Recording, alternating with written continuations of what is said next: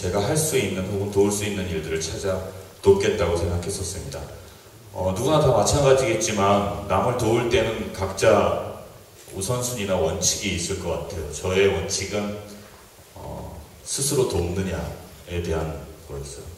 근데 MBC 노조원 여러분, 여기 앉아 계신 분들은 정말 열심히 스스로 돕고 계셨고 또 간절히 원하신다는 게 아마 제 마음을 움직였던 거고 여기 이렇게 많은 사람들의 마음을 움직였던 거라고 생각합니다. 완벽한 승리 늘 꿈꿉니다. 저도 그렇고요. 작년 한 해 제가 공연을 여러 사회적 의미를 담은 공연들을 했는데 그때마다 늘 얘기했던 건 더 이상 지고 싶지 않다. 한 번만이라도 제대로 이겼으면 좋겠다. 이런 얘기를 언제나 했었는데 또 한 번 이런 생각도 듭니다. 언제 우리가 한 번이라도 완벽하게 이겨본 적이 있었나? 혹은 언제 우리가 한 번이라도 완벽하게 졌던 적은 있었나? 라는 생각이 듭니다. 제가 굳이 못하지 않아도 이번 파업의 종결이 혹은 잠시 접는 게 어떤 의미인지 여러분이 더 잘 아실 테니까 저는 그냥 이런 말씀 드리고 마칠까 합니다. 여러분이 처음에 방송을 접음으로써 공정한 방송을 시민들에게 알려주셨듯이 혹은 그 길을 알려주셨듯이 이제 올라가시면 아마 더 많은 어려움, 처음에 시작할 때보다 더 힘든 싸움들이 있을 텐데 모쪼록 지치지 마시길 바라고요. 바깥에서 여러분들이 필요로 하다면 바깥의 힘이 또 바깥의 지지가 필요하다면 저라도 먼저 나서서 혹은 저와 비슷한 생각하는 모든 사람들이 나서서 이만큼 보여줬던 만큼 여전히 유효하게 뒤에서 버티고 있다고 생각해 주시면 감사하겠습니다. 현장으로 돌아가는 여러 조합원들의 가슴속에는 온갖 생각이 들 겁니다. 정말로 우리가 이 정도의 성과를 거두기 위해서 그 눈보라치는 날의 시작에서 꽃피는 춘삼월을 지나서 뜨거운 여름날까지 온 것인가? 우리가 얻은 것이 무엇인가? 우리는 승리한 것인가? 아닌가? 하는 생각들을 하게 될 겁니다. 그런데 여러분들은 여러분들의 파업투쟁의 승리가 무엇이라고 생각합니까? 만약에 승리하지 않았다고 그런다면 김재철 사장이 물러나지 않았어요? 그럴 겁니다. 형식적으로 그렇습니다. 여러분들은 내내 김재철 물러가라고 했습니다. 오늘도 국민들이 서명한 이 서명지를 여러분 앞에 두고 있습니다. 그런데 그 김재철 사장 물러나지 않은 속에서 하고 있습니다.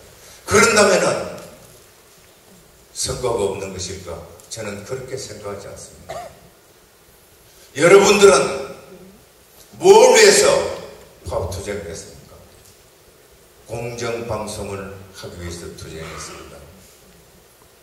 공정방송의 길은 끊임없이 이어지는 겁니다. 이명박 정부 다음에 어떤 정부가 들어섰는지 모르겠습니다. 이명박 정부 다음에 민주정부라고 내세우고 민주정부라고 인정받을 수 있는 그 정권이 들어섰을 때 그때도 공정방송의 길은 계속되지 않을까요? 계속될 수가 없습니다. 제대로 된 언론이라면 제대로 된 언론사의 노동조합이라면 그 어떤 정권과도 항상 경쟁적, 대립적 관계에 들어갈 수밖에 없습니다. 공정방송의 길은 끊임없이 추구되어야 되는 겁니다. 그 어떤 정부가 들어서더라도 그렇습니다.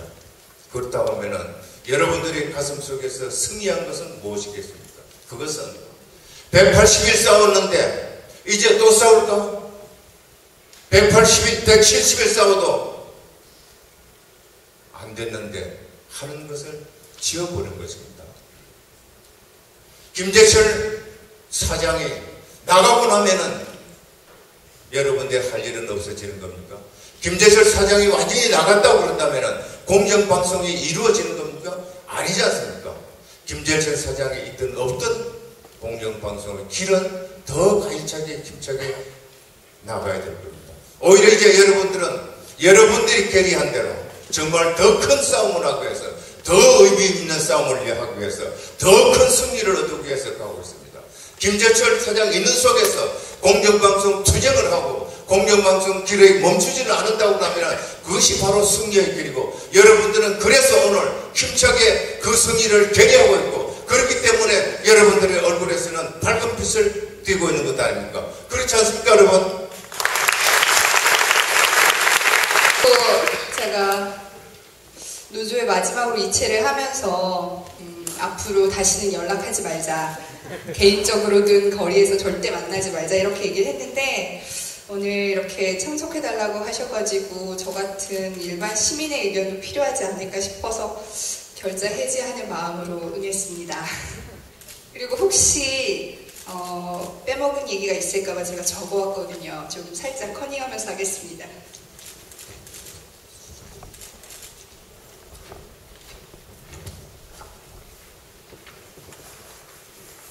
제가 초등학교 때 배우기로는 기사를 쓸 때는 누가 언제 어디서 무엇을 어떻게 왜 라는 육하 원칙에 따라서 기사를 쓰는 거라고 배웠거든요.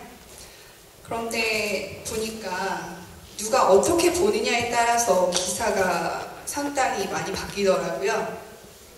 그래서 언론에서 언급하지 않으니까 마치 없는 일처럼, 대수롭지 않은 일처럼, 혹은 진실이 거짓처럼 뭐 이렇게 되는 일이 되게 많더라고요. 그래서 솔직히 MBC 뉴스를 보는 일이 괴로웠습니다. 부끄러웠습니다. 그래서 외면했고, 실제로 정말 한동안 외면했습니다.